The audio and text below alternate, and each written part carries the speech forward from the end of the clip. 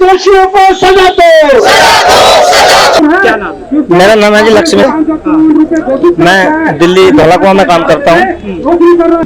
हम दिल्ली के अंदर बहुत सारे उतार चढ़ाव हमने देखे हैं। आज एक चीज नहीं है, बहुत सारी चीजें हैं जो मजदूरों को तंग कर रहा है, परेशान कर रहा है। आगजनी की घटना तो अभी तुरंत ये मुद्दा के इससे पहले बहुत सारी जगह और भी है। इस चीज को हम बार बार उठा चुके हैं कि जहाँ पे भी फैक्ट्री देते हैं वहाँ पे जो भी मूलभूत सुविधा होनी चाहिए, जो वहाँ पे लाइसेंस की प्रक्रिया होनी चाहिए, वो सब पूरा होना चाहिए। आज जहाँ पर भी आगजनी होती है उसके बाद जब देखा जाता है तो वहाँ पे सब कुछ तो व्यवस्था ठीक नहीं होती है जो फैक्ट्री चलाने के लिए होती है। इसका जवाबदार कौन है? या तो इसके सरकार है, या तो जो सरकार के कर्मचारी हैं, या तो वो है जो उसको देखते हैं। इन चीजों को हम बार बार उठाते हैं, बार बार उस पर बातचीत होती है, लेकिन रिजल्ट हल कभी भी नहीं निकलता है। अभी समस्या आप देखते हैं दिल्ली के अंदर जो मजदूर इतना परेशान है, जैसे कहते हैं भाई 16,564 रुपए वेतन घोषित हो गया है, लेकिन कहीं पर 8 घंटे 8,000 रुपए मिल रहे हैं, कहीं पर 12 घंटे का 10,000 रुपए मिल रहे हैं। जब गवर्नमेंट इसको घोषित करती है तो उसी गवर्नमेंट का भी ये वो होना चाहिए कि आप उसको लागू करके दिए। ऐसा बिल्कुल नहीं हो रहा है। हर चीज के लिए लड़ना पड़ रहा है, रोड पे आना पड़ रहा है और सरकार को जगाना पड़ रहा है कि भाई ये मजदूरों के साथ ठीक नहीं हो रहा है। एक मजदूर अगर जिंदा जल गए फैक्ट्री के अंदर, उसकी गिनती 27 सरकार बोलती है। 50 हम लोग जो वहाँ पे सर्वे करने गए थे, 50 परिवार इतने हो गए। सब ज्यादातर वहाँ पे महिलाएं काम करती थी, महिलाएं जिंदा जल गई। उन परिवारों का क्या होगा? एक तरफ से केजरीवाल साहब कहते हैं कि कोई अगर शहीद होता तो हम 1 करोड़ रुपया उसको राशि देंगे।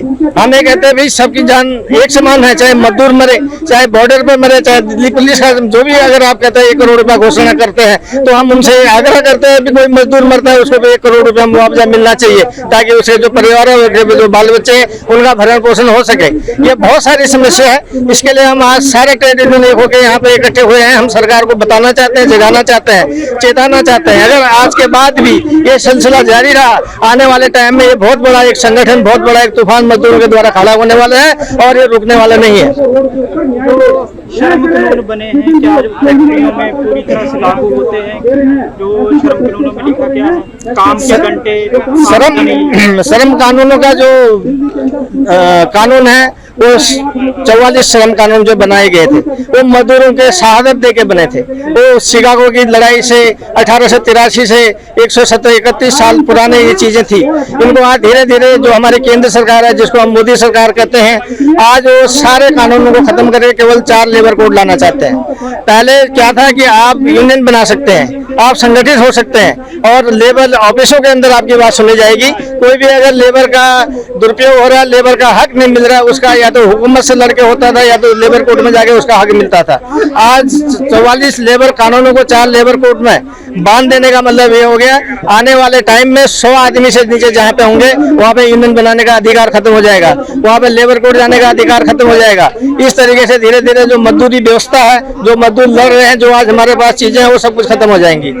एक हिसाब से जो मोदी सरकार का आगे का फ्यूचर प्लान है, एक टाइम ये होगी जैसा विदेशों में चलता है, जब काम करो पैसा लो, कोई सरकारी नौकरी नहीं रहेगा, कोई संगठन नहीं रहेगा। जैसे गवर्नमेंट चाहेगी वैसे न चाहेगी, जितना घंटा काम लेना चाहेगी उतना घंटा काम लेगी। ये बिल्कुल जो व्यवस्था है उसको चौपट किया जा रहा है। आज आप देखिए दिल्ली के अंदर कई जगह बुलडोजर चल रहे हैं, लोगों की झुग्गियों को उनको उजाड़ा जा रहा है। ये पहले भी होता था। पहले क्या होता था कि अगर झुग्गी बना दी गई है, किसी झुग्गियों को उजाड़ा जा रहा है, उनको नोटिस दिया जाता था और उनको उनकी पुनर्व्यवस्था की जाती थी। भाई ये जगह गवर्नमेंट की सरकारी जमीन पर आप झुग्गी बना के बैठे हैं, हम इस झुग्गियों को तोड़ेंगे, लेकिन इसकी जगह हम रहने के लिए हम आपको वहाँ पे देंगे, आप वहाँ पे चले जाइए। आज ऐसा कुछ भी नहीं हो रहा है। आज यहाँ तक कि कई जगह तो नोटिस भी नहीं आ रहा, सीधे बुलडोजर आ रहा है और उड़ा दे रहे हैं। जो आदमी 20-20 साल से एक जगह पे झुग्गी बना के रह रहा है, उसका यहाँ पर राशन कार्ड है, पानी का बिल है, बिजली का बिल है, सारी सुविधाएं हैं। उसके बाद उसके अंदर आप नाजायज बैठे। 20 साल पहले वो बंदा कहाँ था कि जब नाजायज बैठाया गया था तब कहाँ थे? हमारी लड़ाई ये है भी कोई भी चीज काम गलत हो रहा है, ये सरकार का फर्ज है, आप उसको रोको।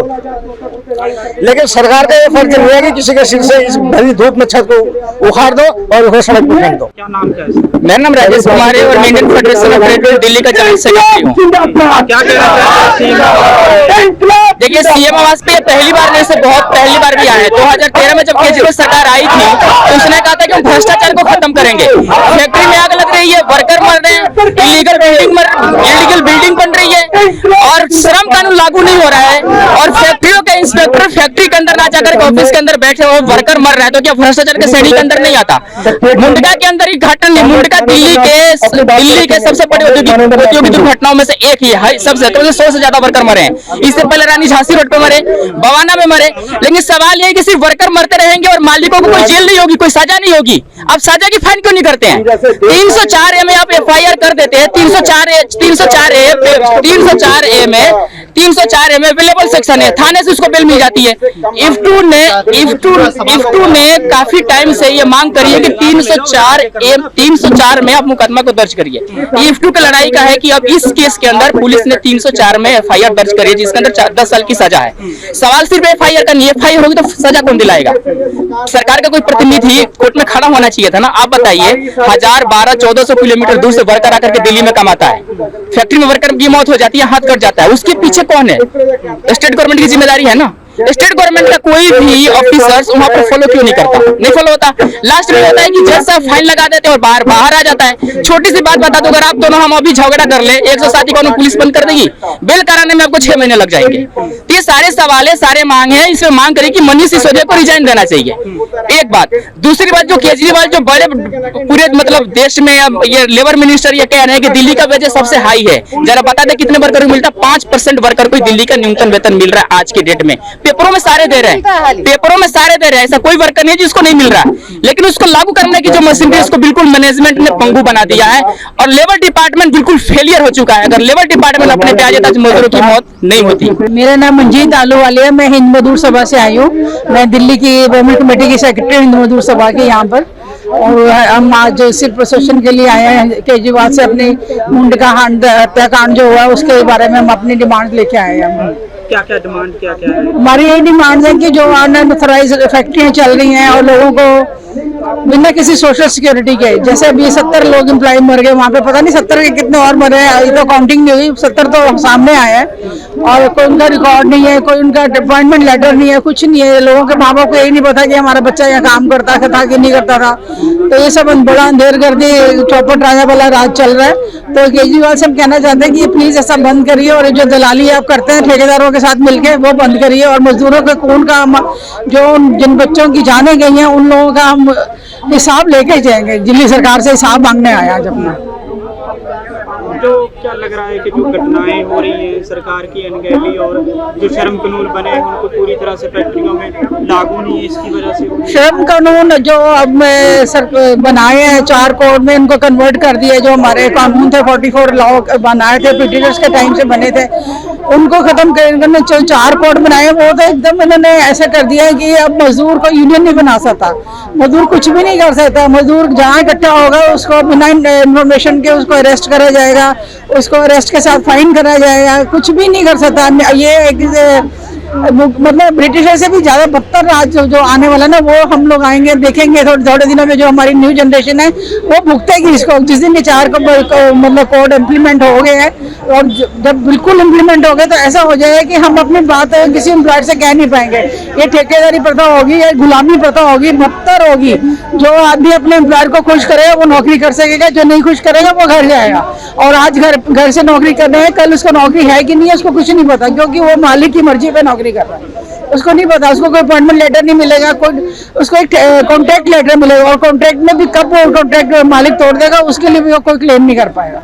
केजरीवाल जी बाहर किसी अदर स्टेट में जाते हैं, जैसे इलेक्शन हुए अभी इलेक्शन होने वाले, तो उसमें जाकर वो कहते हैं कि दिल्ली की जनता के लिए हम बहुत काम कर रहे हैं भलाई के लिए, वो दिल्ली मॉडल पेश करते हैं। क्या दिल्ली मॉडल लग रहा है कि आपको पेश करने? मैं तो केजरीवाल से बिल्कुल भी सहमत नहीं हूँ। मैं उनके लिए कहना चाहती हूँ, केजरीवाल जी आपने जिन मजदूर गरीबों का जिनका आपने हमारे जो हम लोग जिस समाज से आते हैं, हमारे जो सफाई कर्मचारी है, जिनका झाड़ू लेके जिनका सिंबल लेके आप जीते हैं, जिन्होंने अपना सिंबल दिया आपने, जिन मेरे भाइयों का सिंबल है, हमारा सिंबल है झाड़ू, हमारा झाड़ू लेके आप जीते हैं दिल्ली में और आपने अपना राज्य माली है, आपने उन लोगों के लिए भी कुछ नहीं करा। आज भी सीवर साफ करने के लिए वो सफाई कर्मचारी सीवर के अंदर जाते हैं, मर गए तो मर गए, जी गए तो जी गए, ये उनकी किस्मत है। केजरीवाल जी ने इतना भी नहीं करा कि सीवर की सफाई के लिए कम से कम हम मशीनें लगा दें।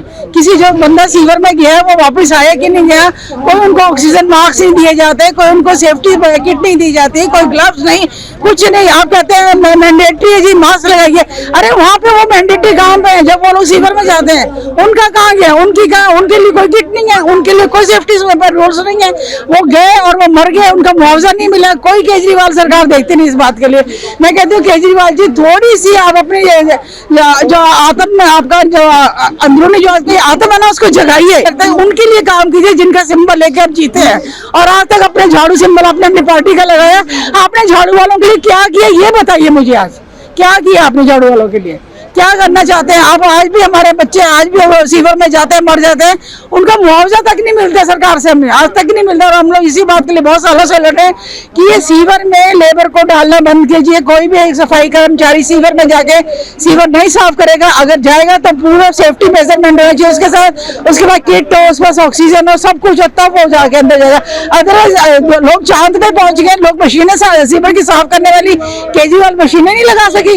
इतना कौन सा इंडिया गवर्नमेंट में इतना क्या प्रॉब्लम होगी इन लोगों को? बहुत फंड्स है सरकार के पास, दिल्ली सरकार के पास बहुत फंड्स है। कहाँ जाते हैं फंड्स? पब्लिक के पैसा कहाँ जाता है? हम पूछना चाहते हैं क्यों नहीं सीवर सफाई करने की मशीनें लगाते हैं केजरीवाल जी? ये मेरी बहुत ज्यादा सीरियस डिमांड है केजरीवाल से कि जिस सिंबल से आप जीतते हैं सिंबल की थोड़ी मान रखें।